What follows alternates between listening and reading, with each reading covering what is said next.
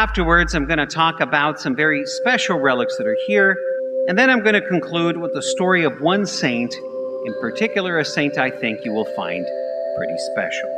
And so what I would ask you to do is to just sit back and to allow the Holy Spirit to minister to you through the content you're going to see and hear. Because the Holy Spirit is going to show up. He always does. Your job is to let him inside. Now, one more piece of information that I will share with you, information I think that will interest you. Pope Francis has granted a plenary indulgence to all those who attend this exposition. So by virtue of you being present here this evening, you may obtain a plenary indulgence. What is a plenary indulgence? To explain that, I need to explain what sin is and what sin does. When we sin, two things occur.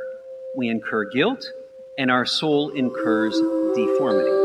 Sacramental confession removes the guilt, but the deformity remains, and that just makes sense, because a heart that sins is a sinful heart. The heart is changed by the sin it commits. It is deformed by it. That deformed heart has to be reformed in God's image and likeness before we can ever enter into God's presence in heaven.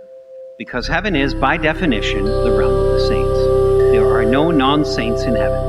Every soul that is in heaven is, by definition, a saint. Now, ask yourselves, of those people whom you have personally known who have already died, how many, by the time of their death, were you 100% that they were dying as saints? If you're like me, you haven't known very many. And so that is what the state of purgatory is for. It is that state of purgation whereby through suffering a soul is purified so that it may enter into God's presence in heaven. A plenary indulgence is an act by the Pope whereby he uses his authority as the successor of St. Peter, an authority described in the 16th chapter of the Gospel of Matthew, where Peter is given the authority to bind and to loosen on behalf of the entire church.